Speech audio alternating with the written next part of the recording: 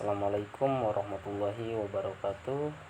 Nama saya Nur Aridi dengan NIM 18722500058 dari Prodi Pendidikan Ekonomi semester 3 dengan mata kuliah Teori Ekonomi Makro dengan dosen pengampu Bapak Karyadi MM.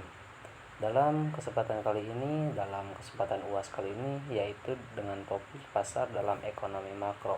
Demikian saya membuat video ini guna untuk memenuhi tugas dari dosen pengampu mata kuliah Teori Ekonomi Makro yaitu Bapak Karyadi MM. Sebelumnya saya mohon maaf bila ada kekurangan. Kalau begitu kita langsung saja ke pemaparan berikutnya. Di sini ada keseimbangan pasar.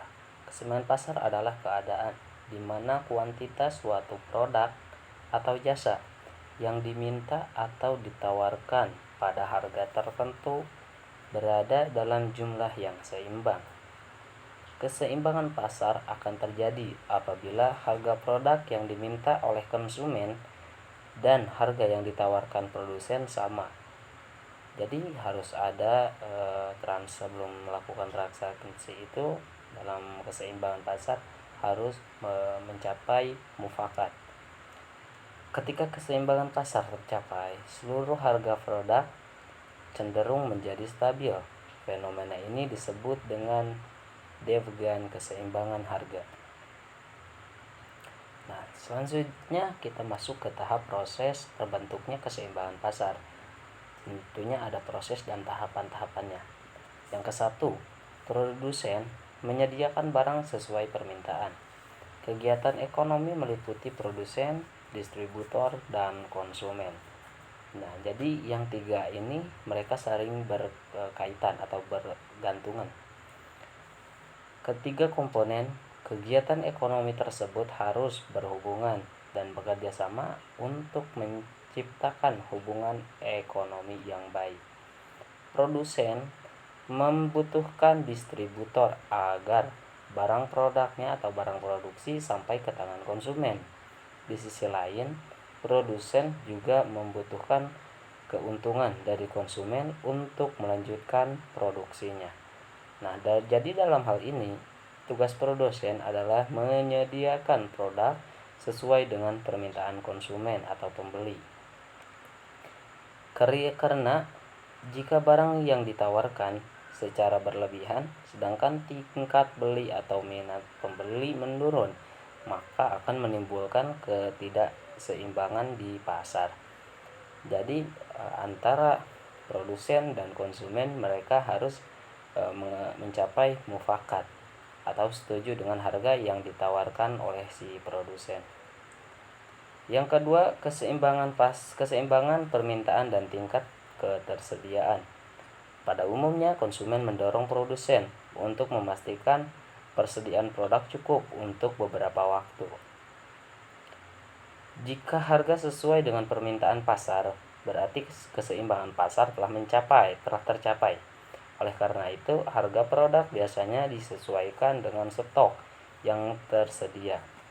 Kita berilustrasi, contohnya ketika terjadinya pandemi COVID-19, kalau nggak salah pada tahun 2019 itu di seluruh dunia, jika masker kekurangan pasokan, maka harga produk akan naik. Mengapa? Karena konsumennya di situ semua di seluruh dunia membutuhkannya. Sebaliknya, jika jumlah masker lebih banyak dari permintaan atau berlebihan, kemungkinan besar harga produk akan perlahan turun. Mengapa? Karena dengan banyaknya stok bisa menurunkan harga. Nah, demikian jika harganya ingin naik, maka si produsen harus mengontrol pemasokan masker tersebut. Nah, yang keempat, terdapat pengendalian harga. Terkadang sistem ekonomi pasar membuat harga pasar kacau. Akibatnya atau dampaknya itu keseimbangan pasar sulit dicapai. Dalam beberapa situasi, harga pasar produk terlalu tinggi sehingga merugikan pembeli. Nah, di sini bakalan terjadi ketidakseimbangan pasar. Nah, di sini cara untuk mengatasi masalah ini diperlukan campur tangan pemerintah dalam menetapkan harga terendah dan tertinggi. Biasanya yang mengatur ini keseimbangan pasar BUMN atau OJK, tergantung produk yang dikeluarkan oleh produsen. Meskipun pemerintah biasanya tidak mengintervensi sistem ekonomi pasar, namun perannya sangat dibutuhkan. Intervensi pemerintah dalam hal ini adalah berupa perumusan kebijakan ekonomi sedemikian rupa sehingga harga setiap produk tetaplah stabil. Jadi di sini biasanya untuk sebuah produk, pemerintah itu menggunakan atau menerapkan sebuah undang-undang tertentu yang dibuat untuk sebuah produk dari produsen, sehingga harga yang dikeluarkan si produsen dan yang dibeli oleh si konsumen itu bisa stabil dan menghasilkan keseimbangan di pasar.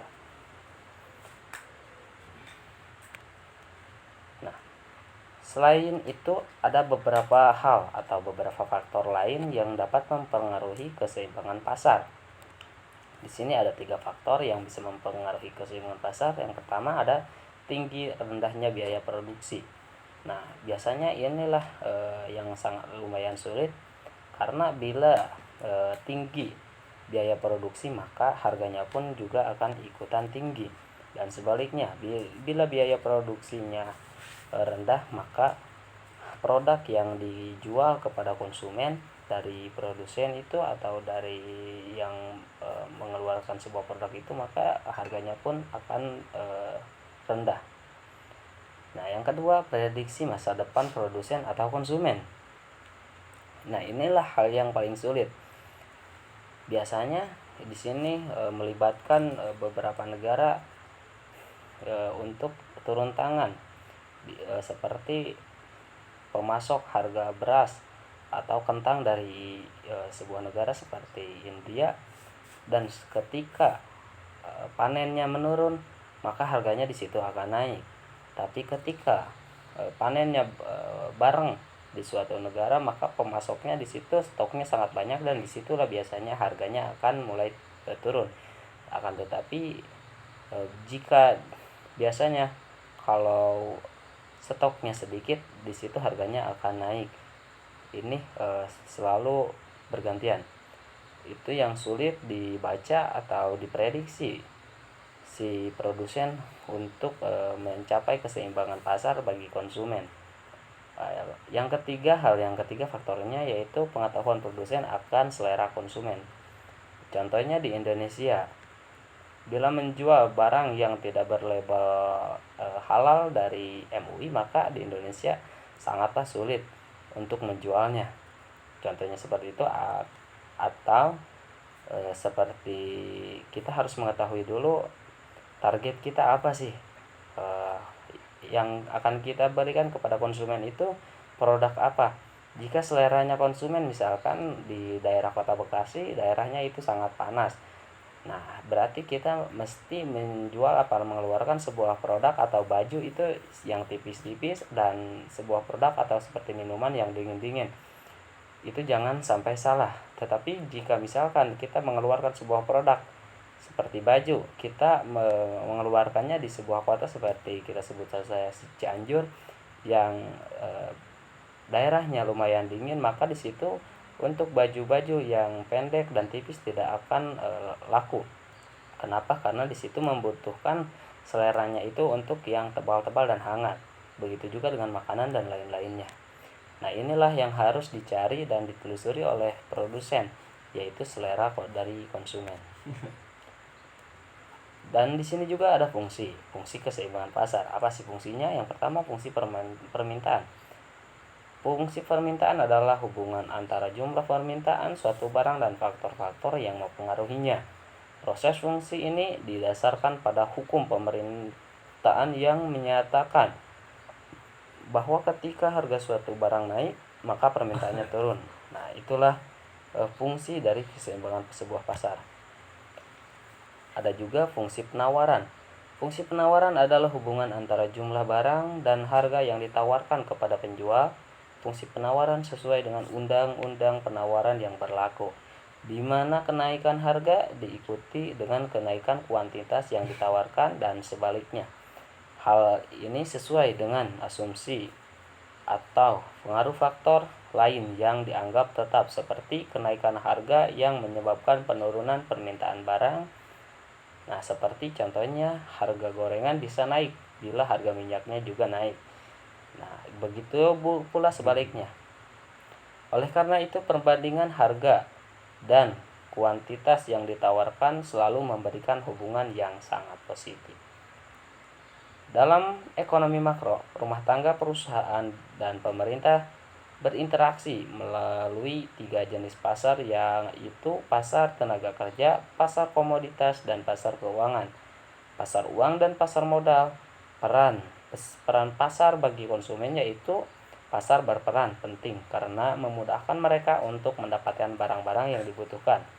Semakin banyak jenis barang yang tersedia di pasar, maka akan semakin banyak konsumen yang datang, karena konsumen akan semakin mudah mencari barang-barang yang dibutuhkan. Dan untuk sekarang ini, negara yang menguasai pasar di dunia itu yang mencolok kelihatannya itu adalah negara Cina atau Jepang ya. Karena produk Cina di Indonesia saja sudah sangatlah banyak. Dimulai dari owner deal sampai HP, makanan, itu sudah banyak sekali produk-produk yang diproduksi di Cina. Mereka sangat menguasai pasar makro itu. Sedangkan tujuan dari ekonomi makro, tentunya ada tujuannya dari sebuah ekonomi ya, untuk memahami dan menganalisis perubahan ekonomi secara keseluruhan, seperti inflasi, tingkat harga, tingkat pertumbuhan ekonomi, pendapatan nasional, produk domestik bruto atau PDB, dan perusahaan pengangguran. Itulah tujuan dari pasar ekonomi makro. Dengan adanya makro, kita bisa mengetahui dengan jelas pendapatan nasional negara. Di sini dapat terukur dengan jelas apakah perekonomian negara kita stabil atau tidak. Kebijakan ekonomi yang nantinya akan diambil pun bisa lebih efektif dan efisien. Untuk sekarang ini gara-gara adanya embargo inflasi Rusia ke Ukraina, Israel ke Gaza, tentunya itu sangat mempengaruhi pasar dalam ekonomi makro. Tetapi Indonesia, Bapak Presiden kita Joko Widodo, alhamdulillah untuk sekarang ini masih bisa menstabilkan ekonomi makro untuk negara Indonesia dengan keberaniannya beliau dan prestasinya beliau. Untuk ini Indonesia masih stabil untuk ekonomi makronya. Tentunya di balik itu semua ada manfaatnya. Dengan ilmu ekonomi kita bisa memprediksi tindakan-tindakan manusia di masa depan. Prediksi tersebut bisa kita gunakan untuk merencanakan bisnis atau usaha, menentukan harga, membuat kebijakan pemasaran, kebijakan kesejahteraan masyarakat, sampai merumuskan kebijakan sumber daya manusia atau SDM. Dan mungkin dalam kesempatan kali ini itu pemaparan yang dapat saya presentasikan. Semoga presentasi saya kali ini dapat memenuhi tugas UAS dari dosen pengampu, yaitu Bapak Karyadi MM. Untuk kekurangannya mohon dimaafkan. Terima kasih. Assalamualaikum warahmatullahi wabarakatuh.